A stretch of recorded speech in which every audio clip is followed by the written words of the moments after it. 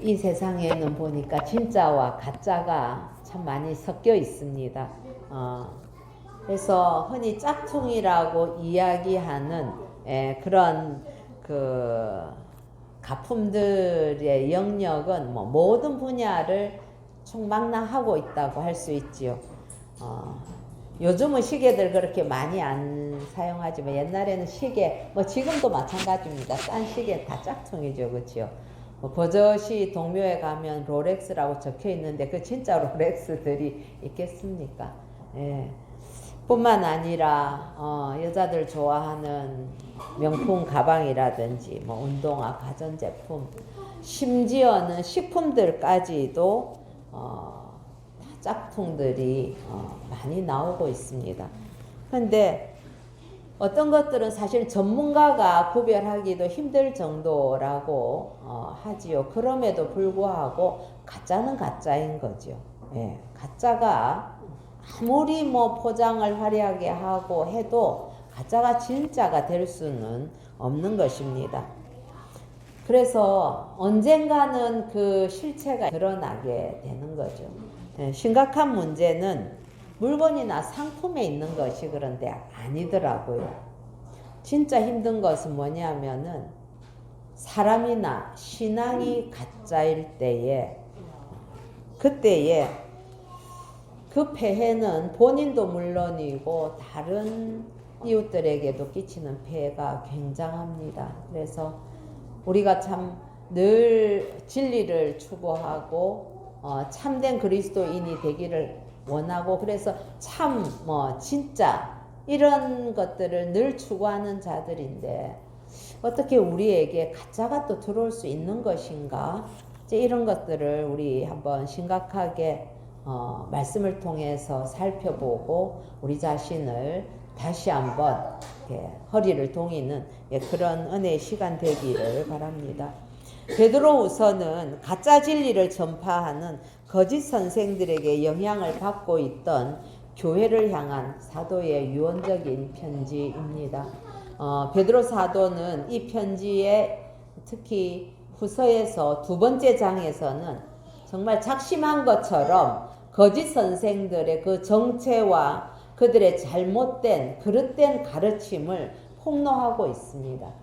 2장 1절부터 3절은 거짓 선생들에 관한 서론적인 내용이었다고 한다면 오늘 우리가 상고하려고 하는 4절에서 16절은 이 거짓 선생들에게 임하게 될 심판의 필연성과 아주 그 엄중함과 그리고 그럼에도 불구하고 더 악행을 일삼는 이 거짓 선생들의 무모하고 교만한 그런 만용, 그리고 탐심과 이성이 없는 짐승 같은 그런 이 거짓 선생들의 본질을 더 적나라하게 고발을 해서 경각심을 일깨우는 그런 내용들이 있습니다. 우선 베드로는 장차 이들에게 임할 하나님의 심판을 구약의 세 가지를 들어서 설명합니다.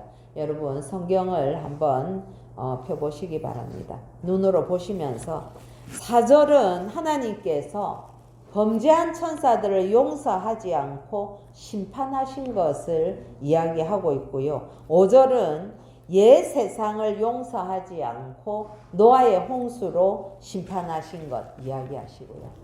그 다음 6절에서 8절까지는 소돔과 고모라 성을 심판하신 사건을 차례로 언급하고 있습니다. 그러면서 주님께서는 경건한 자는 시험에서 건지시고 불의한 자는 형벌 아래에 두어서 심판날까지 지키시며 특별히 육체를 따라서 더러운 정욕 가운데서 행하고 이 주관하는 이들을 멸시하는 자들에게는 형벌을 내릴 것이다. 이렇게 9절과 10절에서 말씀하고 계시죠.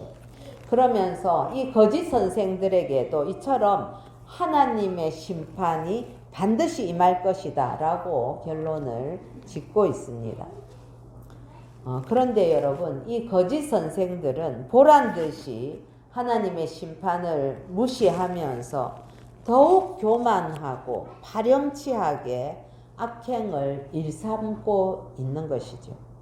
이들의 악행이 얼마나 파괴적이고 또 가증스러운가 하면 우리 12절 한번 볼까요?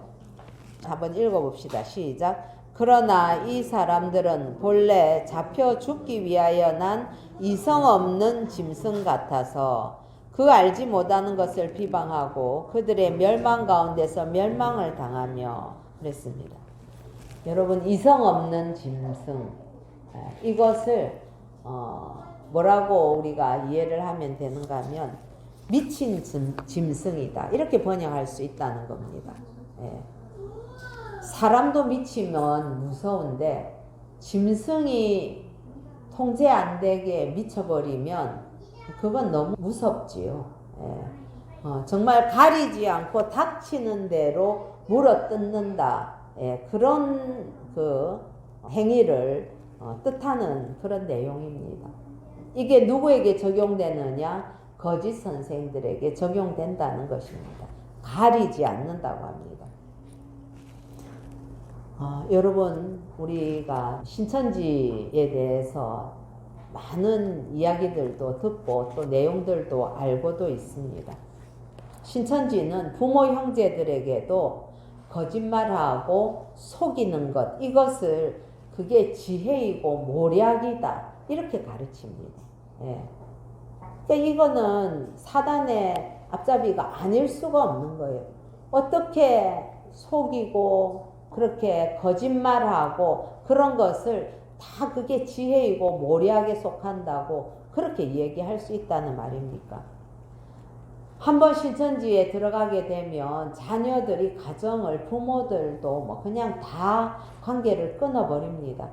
그래서 부모가 정말 애타게 어디 있는지 수소문해 갖고 가서 우리 아이 좀 달라고 보여달라고 해도 못 만나게 하고 아이들 그냥 잡아가지요, 여러분. 얼마나 파렴치한지 그 신천지로 끌려간 자녀들 혹은 뭐 가족들을 둔 나머지 그 가족들, 특히 부모들의 애끓는 그 내용들은 여러분 조금만 이렇게 유튜브 찾아봐도 다 알 수 있습니다. 정말 신천지가 우리 사회에 준 폐해가 이루 말할 수가 없죠. 그럼에도 불구하고 지난번 우리 코로나 때에 신천지가 또 코로나 전염하는 데에 아주 큰 잘못을 한 일이 있죠. 예. 그리고는 이 사람들이 지금은 오히려 더 뻔뻔해져서 정말 이제는 막 대놓고 사람들 앞에서 이제 막 자신을 막 다 드러내면서 당당하게 전도하고 있습니다. 수단 방법을 가리지 않는 거죠. 이런 게 꼭 미친 짐승들 같다, 이렇게 말할 수 있는 겁니다. 수단 방법 안 가리고 막 닥치는 대로 어떻게든 잡아가려고. 오죽하면 이 신천지들은 교회 안에도 스며들어서 처음에는 열심히 하고 잘하고 그렇게 하면서 결국은 어디까지 가느냐? 목사의 신임을 얻어서 자기가 어떤 직분을 받게 되고, 그리고 자기가 소개하는 부교역자를 갖다 드리고 나중에는 원래 있던 목사를 쫓아내고, 예. 그리고 그 교회를 추수한다, 산을 옮긴다, 이런 표현을 하면서 점령을 하고 많은 것이 신천지들의 수법입니다. 정말 제일 우리가 사랑하는 그런 가족들, 그런 사람들을 잡아가고 정말 물어서 노략질 해간다. 이게 맞는 표현이죠. 그래서 12절에서 보면은 이런 이성 없는 짐승은 잡혀 죽기 위해서 태어났다, 이렇게 이야기하는 것 아니겠습니까? 미친 짐승 잡아서 죽여야죠. 다른 방법이 없지 않습니까? 그런데도 그들은 그 가운데서 또 하나님을 비방하고 다른 사람들을 비방하면서 멸망을 당한다라고 이야기하고 있습니다. 뿐만 아니라 13절과 14절의 내용을 보면은 거짓 선생들은 미친 짐승 같을 뿐만 아니라 낮에 즐기고 노는 것을 기쁘게 여기는 자들이에요. 예, 그리고 속임수로 즐기고 노는 자들로 이거는 뭐 음심이 가득한 눈으로 범죄하기를 그치지 않는다. 그렇게 이야기합니다. 그래서 그 연약한 영혼들, 굳세지 못한 영혼들을 유혹을 하면서 탐욕에 연단된 저주의 자식들이다.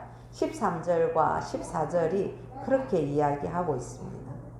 여기 보면 탐욕에 연단된 저주의 자식들. 우리가 참 들어보기 어려운 표현입니다. 우리는 선한 것을 위해서 연단된다 이런 표현을 쓰는데 이거는 어디에 연단되었다고 합니까? 탐욕에 연단되었대요. 이 탐욕에 연단되었다는 것은 탐심을 따라가는 그 삶을 늘 훈련해가지고 그게 아주 숙달이 됐다는 겁니다. 그래서 어떤 상황에 있든지 간에 그 자기의 욕심 이런 것들을 따라서 훈련을 받고 자동적으로 그쪽으로 움직이게 된다는 그런 표현입니다. 그래서 거짓 선생들은 경건을 훈련하는 자들이 아니죠. 탐욕으로 훈련된 자들이니까 이것만 타의 추종을 불허합니다. 특히 신천지나 다른 이 이단에 빠진 사람들 보면 대체로 어떤 특징들이 있는가 하면 욕심이 많습니다. 이게 뭐 세상적인 욕심도 욕심이지만 이 사람들은 특징이 영적인 욕심도 말하자면 자신의 분수를 넘어서는 겁니다. 우리가 인간이라면 하나님의 뜻을 어떻게 다 안다고 이야기할 수 있겠습니까? 그래서 우리가 뭐 내가 하나님 음성을 들었네, 하나님이 말씀하셨네, 우리가 그런 표현들 쓸 때도 내가 감동을 받았다 이 정도로 써야지 아주 확신하는 것처럼 그렇게 써서는 안 되는 거 아닙니까? 그런데 이 사람들은 자신은 반드시 하나님의 뜻을 모조리 다 알고야 말겠다 하는 그런 영적인 그 야망과 욕심이 있는 사람들이 많이 미혹이 되더라고요. 이제 그런 것들이 때로는 열심히 있는 걸로 나타나죠. 그래서 공부 열심히 합니다. 남들보다 잘해야 되고요. 뭐를 해도 그냥 앞장서야 되고 그런 열심히 있는 사람들이 그 신천지에 가면 얼마나 많은지 모릅니다. 거기는 시험도 막 칩니다. 예. 잘못 치면 창피를 당하기도 하더라고요. 그런데 그런 것들이 자기네들만 비밀스러운 것을 알고 있다. 나머지 다른 교회들은 다 바보들이다. 이렇게 주장을 하는 거죠. 그러니까 이런 탐심이 있는 겁니다. 그러고 어떻게든 다른 사람을 꼬아서 그 사람을 자기 집단으로 데리고 들어감으로 자신의 어떤 그 안에서 내부적으로 정해놓은 그 지위에 올라가기 위해서 그렇게 몸부림치고 탐심을 따라간다는 것 아니겠습니까? 그러니까 눈에 보이는 게 없죠. 그런데 사도는 15절과 16절에 보면 탐욕을 따르다가 파멸에 이른 발람 선지자를 인용을 하고 있습니다. 우리 15절과 16절 같이 한번 읽어보십시다. 시작. 그들이 바른 길을 떠나 미혹되어 부올의 아들 발람의 길을 따르는도다. 그는 불의의 싹을 사랑하다가 자기의 불법으로 말미암아 책망을 받되 말하지 못하는 나귀가 사람의 소리로 말하여 이 선지자의 미친 행동을 저지하였느니라. 예. 여러분 우리 민수기에 나오는 발람 선지자 이야기들 아마 여러분들 기억을 하실 것입니다. 그 어떤 이야기인가 하면 모압 왕인 발락이 발람에게 그때 이제 이스라엘이 광야를 지나가면서 가나안 정복을 향해서 가는 그러한 모습들을 바라보면서 굉장한 두려움을 느꼈죠. 그래서 모압 왕 발락이 발람에게 이스라엘을 저주해 달라고 그렇게 부탁을 했을 때에 하나님께서 발람에게 이스라엘은 복받은 민족이다. 너 함부로 그렇게 저주하면 안 된다. 라고 하셨습니다. 그런데 발람은 자꾸 이 발락 왕이 사람들을 자꾸 보낼 때마다 막 복채를 엄청 많이 준다고 하는 그런 발락의 제안이 있었거든요. 그러니까 하나님께서 한 번 말씀하셨으면 딱 거절을 해야 되는데 두 번째 사람들이 왔을 때에 어떻게 했는가 하면 사람들에게 그래 그냥 여기 잠깐 하루 유해 보시오. 그러고 내가 하나님한테 가도 될지 말지 내 한 번 더 물어보죠. 그렇게 얘기하는 거거든요. 그게 여러분 쓱 지나가면 이게 무슨 잘못이야 할지 모릅니다. 그러나 하나님께서는 우리의 중심을 다 읽고 계신 거죠. 발람이 하나님 앞에 물어본 거 뻔히 알면서도 그 복채가 탐이 나서 그래서 한 번 더 물어보는 제스처를 취했다는 거 하나님을 속일 수가 있겠습니까? 예, 몰라서 묻는 게 아닌데 그래서 베드로 사도는 이런 발람의 행동을 불의의 삭슬 사랑하여 바른 길을 떠나 미혹된 것이다. 이렇게 이야기를 합니다. 이제 발람이 그 다음에 사람들하고 같이 가게 됩니다. 그때에 그 발람을 죽이려고 칼을 든 천사가 나타나는데 선지자라고 하는 이 발람의 눈에는 보이지를 않는데 누구 눈에는 보였느냐? 발람이 타고 가던 나귀는 봤다는 거죠. 칼을 들고 천사가 딱 가로막는 것을 보고 놀라서 안 가려고 하니까 이 선지자는 그것도 모르고 안 간다고 막 채근을 했죠. 그러니까 그 나귀가 그냥 화를 내면서 이제 당신 저기 안 보이느냐 사람의 말로 나귀가 이야기를 한다고 하는 그런 이야기가 나옵니다. 여러분 나귀 눈에는 천사가 보여서 가로막는 게 보이는데 선지자라고 하는 이 발람의 눈에는 탐욕으로 연단이 되어 있는 마음이기 때문에 영적인 눈이 어두워져 있으니까 자기가 죽을 길을 가면서도 모르는 거죠. 그래서 이성이 없는 짐승인 이 나귀는 보는데 선지자라는 발람은 못 본다는 것이기 때문에 이 말은 뭐냐? 바로 너는 나귀보다 못한 놈이다. 이걸 이야기하는 겁니다.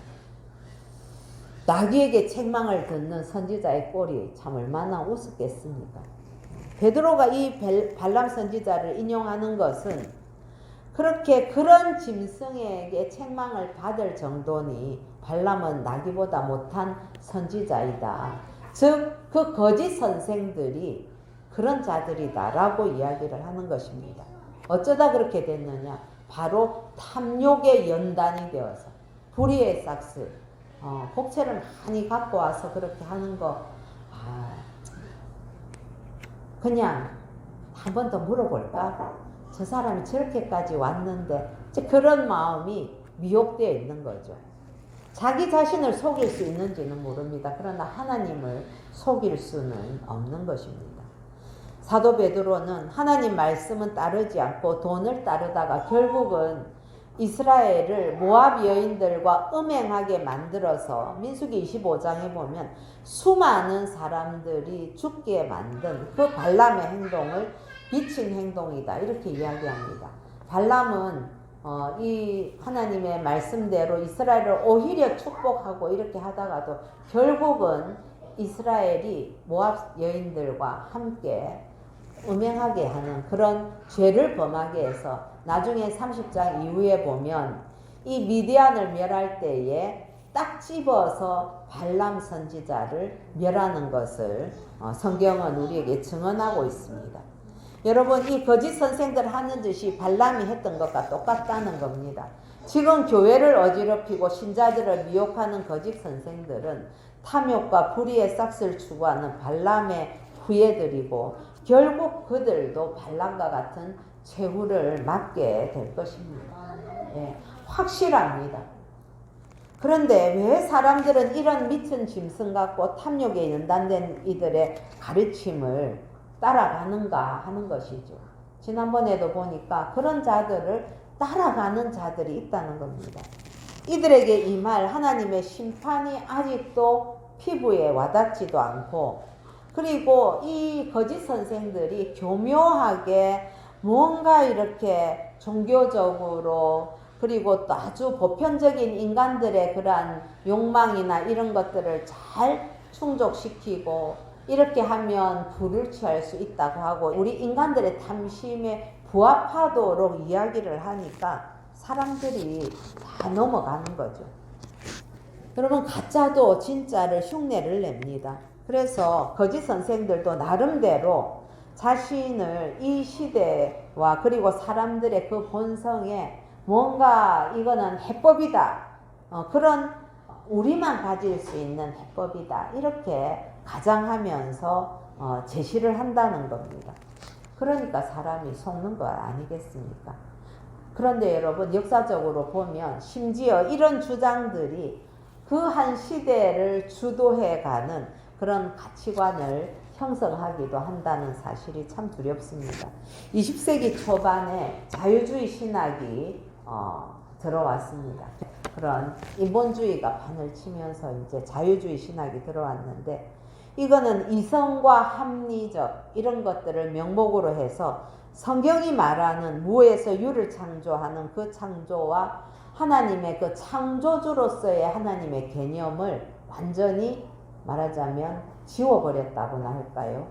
그리고 예수님의 동정녀 탄생, 그 다음 십자가의 대속 죽으심, 이런 것들은 다 부정해버립니다. 그건 어떤 상징적인 의미만 있다, 그렇게 이야기를 합니다. 부활까지도 이거는 우리가 다시 이렇게 새롭게 된다는 상징이다, 그 실제로 몸이 부활한 거 아니다, 이런 식으로 이야기를 하는 거죠. 그래서 단지 그런 내적인 의미와 가치와 교훈 정도로 전락을 시켜서 구원과 구원자의 그 개념들을 왜곡시키거나 지워버렸던 거죠.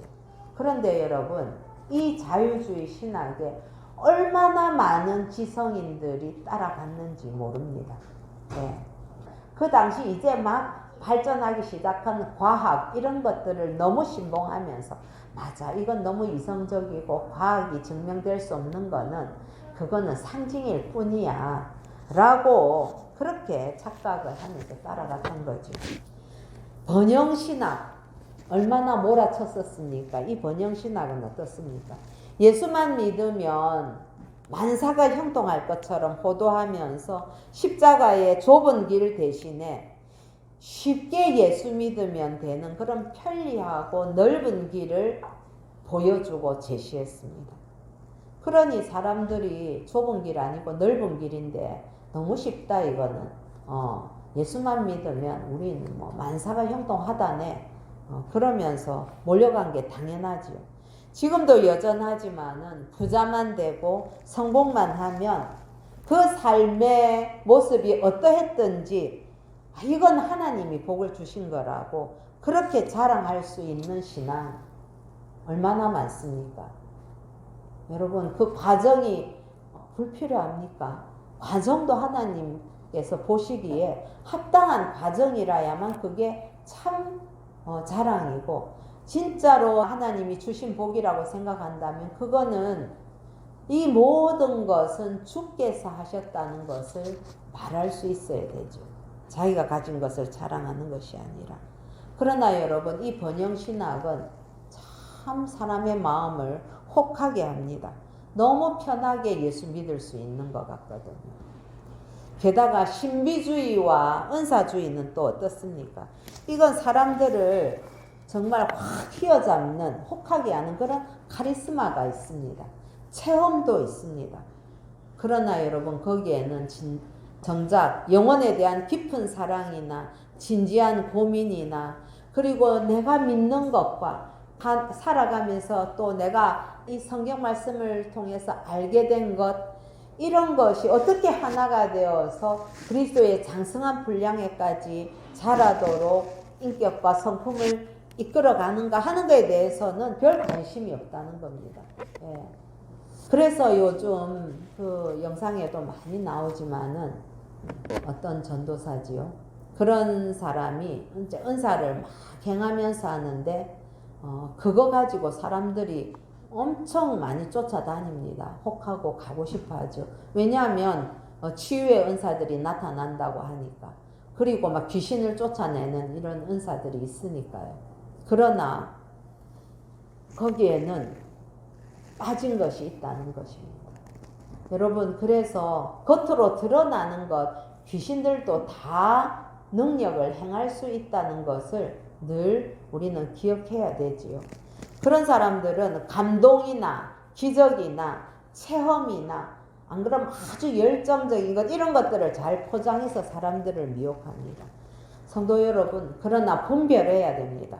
얼마나 많은 사람들이 떼거지로 몰려다니느냐, 이게 분별의 기준이 아니라 이들이 성경의 말씀을 얼마나 주의해서 해석하고 또 순종하는 사람들이냐, 아니면 탐심으로 지어내어서 말하느냐, 이걸 분별해야 되는 거죠. 설마 사람들이 저렇게 많이 모이는데 저게 어떻게 가짜겠느냐, 여러분 그렇게 생각하거나 말하면 안 됩니다. 여러분, 숫자로 판단할 수 있는 일이 아니라는 것을 반드시 기억해야 됩니다. 여러분, 범죄한 사탄을 심판하시고 또 옛 세상을 노아의 홍수로 심판하시고 음행의 도시인 소돔과 고모라를 불로 심판하신 것, 모두 사건을 한번 보십시오.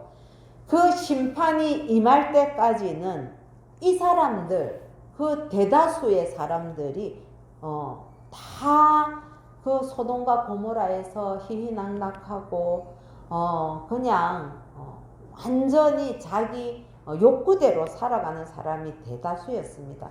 심지어 사탄의 심판은 지금도 그 심판을 받고 있고 계속되고 있지요. 그런데 지금도 이들이 세상의 가치관을 주도합니다. 4절에 보면 하나님이 범죄한 천사들을 용서하지 않고 지옥에 던져서 어두운 구덩이에 두어 심판때까지 지키게 하셨다 이랬는데, 여기에서 이 어두운 구덩이를 박윤선 박사님은 이걸 이 세상이다 이렇게 해석을 하십니다.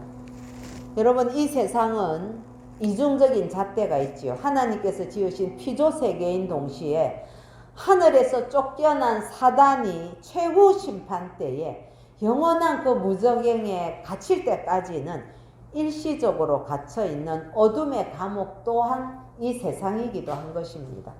여기에 이들이 갇혀서 머물면서 공중권세를 잡고 있지요. 그래서 하나님께서 제한적으로 허용하신 가운데에 이 세상을 지배하고 있습니다. 요한복음 12장 31절에 보면 이제 이 세상에 대한 심판이 이르렀으니 이 세상의 임금이 쫓겨나리라. 16장 11절은 심판에 대하여라 함은 이 세상 임금이 심판을 받았습니다. 여기에서 이 세상의 임금, 이거 다 사단을 의미하는 내용인 것이죠.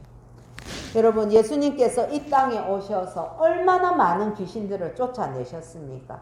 그리고 그 귀신들이 조성해 놓은 그 더러움과 썩어짐과 허무함을 이기고 예수님께서 친히 이 땅에 하나님의 나라를 세우신 것을 보면 지금도 그 사단의 졸개들이 얼마나 많이 활동하는지 우리가 충분히 짐작할 수 있는 것 아니겠습니까?